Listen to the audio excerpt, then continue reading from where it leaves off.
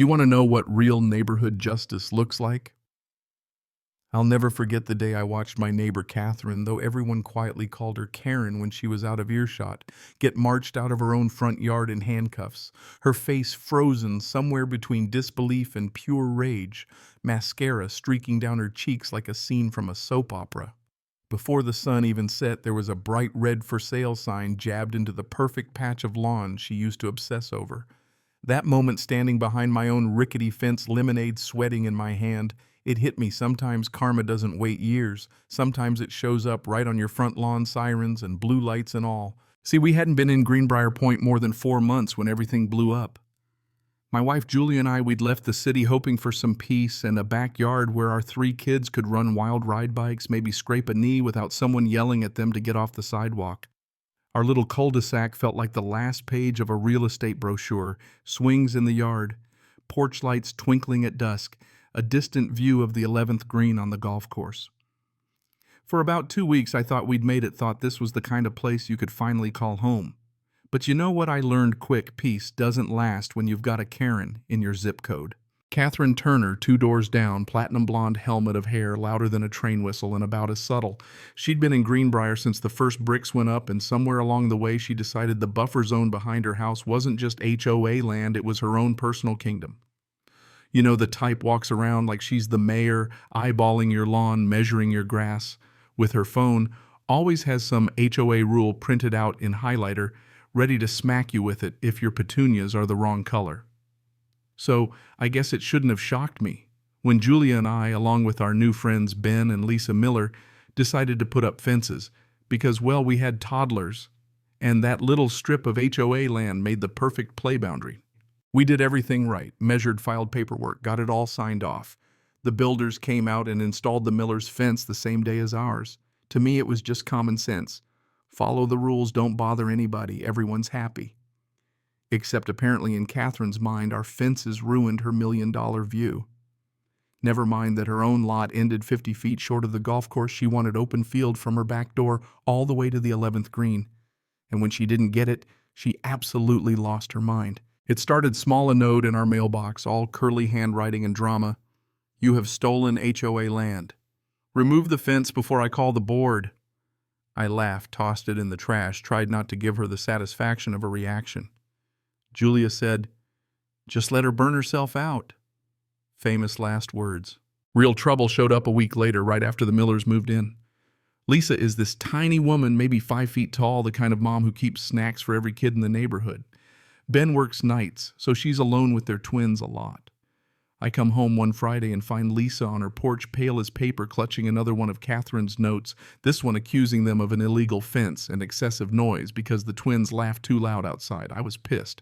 Who threatens a family over kids playing? Next thing I know, Catherine's minivan is parked in front of our house and she's stalking up and down the sidewalk with her clipboard, snapping photos of our yards and muttering to herself. I tried to wave, she just glared and dove into her car. That weekend at the HOA meeting, she stands up and delivers this rant about recent arrivals stealing property and destroying the character of Greenbrier Point. It was so over the top, even Mr. Jacobs, the HOA president, just shook his head and said, "Catherine, the buffer zone is owned by the HOA. The fences are allowed. That's the end of it." But people like her don't know how to let things go. The very next week, there's a cop car in our cul-de-sac. Julia's standing on the porch, phone in hand, eyes wide. Catherine had called the police on the Millers, said their kids were trespassing and disturbing the peace just for playing tag on a Saturday. The officers, bless them, tried to keep a straight face while Lisa apologized for her twins being, 5-year-olds. They left with a "Ma'am, this isn't an emergency," and Catherine stormed inside, slamming the door so hard the windows shook. After that, things got weird. Catherine started watching from her Windows phone, always up filming anything that moved. The Millers set up a plastic kiddie pool. She's out there snapping photos, calling it visual blight. We had a barbecue. She filmed us from behind her hedges. Julia caught her once pointing her phone right through our fence, zooming in on our swing set. Every time I saw her, I felt this heat building in my chest, frustration, yeah, but also a stubborn kind of defiance. Like, you're not going to chase us out of our own backyard. Then it crossed a line from petty to creepy. I come home late one night to find Ben and Lisa holed up in their kitchen, blinds down, Lisa shaking. Catherine had walked right onto their lawn, marched up to the back porch, and started filming through their kitchen window, yelling at the kids to stay off her land. Lisa called me in tears, didn't want to let the twins out to play anymore. That was it, I told Ben. Enough. Time to fight fire with fire. We put up a few cameras, nothing illegal, just enough to cover our yards. The next week, Catherine did her usual routine, but this time she was caught in full color screaming at the Miller twins right up in their faces. Ben and Lisa filed for a restraining order, and this time the police finally took it seriously. Catherine was officially warned, stay off their property, no more threats, no more drama. For a few days, it almost felt peaceful again. But you know how some folks just can't help themselves. A week later, on a sticky Thursday, Catherine was out there yelling at the Miller twins for bouncing a basketball too close to her yard. Only this time, neighbors started pulling out their phones, recording from driveways, trading looks like, "Here we go again." I felt this weird mix of nerves and relief. Yeah, I wanted to protect my family, but I also wanted her to finally face the music. And that Saturday it happened. The sky was heavy rain, threatening all-day streets quiet. Julie and I were in the backyard planting tomatoes when we heard the screaming Catherine's voice cutting through the humidity. I rushed to the Miller's fence, and there she was, face red, phone up, screaming at the kids, jabbing a finger at Lisa, who stood frozen, clutching her twins. The whole cul-de-sac started gathering, nobody stepping in, but everyone watching, phones out waiting. Then those blue lights. 2 police cruisers, officers stepping out, calm, serious. They walked right up to Catherine, still shouting about property rights, and asked her to stop. She spun on them, ranting about harassment, about corrupt HOAs, her voice echoing. One officer quietly produced a folder, the restraining order, security footage, witness statements. This time, no more warnings. They told her she was under arrest, harassment, stalking, violating a court order. Catherine's face twisted from shock to rage. "I'm the victim here," she shouted as they cuffed her hands behind her back. I'll never forget the click of those handcuffs, the way the whole block seemed to exhale as the officers led her down the driveway. Neighbors whispering, some not even hiding their grins.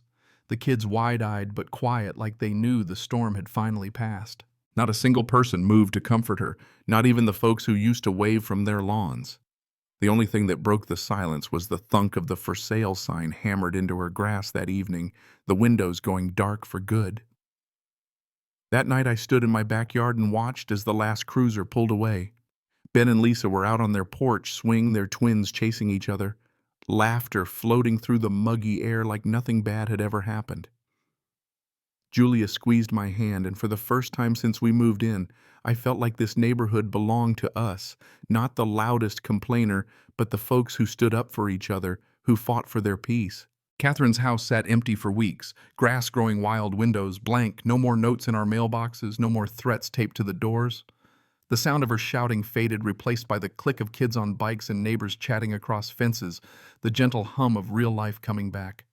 I'm not going to lie, I felt a deep, quiet satisfaction every time I walked past that "for sale" sign, knowing she wasn't coming back, knowing that sometimes, just sometimes, the good guys win and keep what's theirs. That's how I got my home back.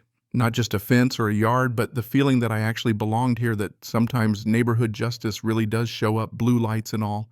And you know what? Some people will spend their whole lives trying to control the world around them, convinced the rules don't apply. But when everyone finally sees them for who they are, well, the world has a way of reminding them loud and clear. So let's hear, was it justice? Was it too far? Or just what this place needed? Drop your thoughts below. Where's the line in neighborhood feuds? And how do you know when it's time to finally stand your ground?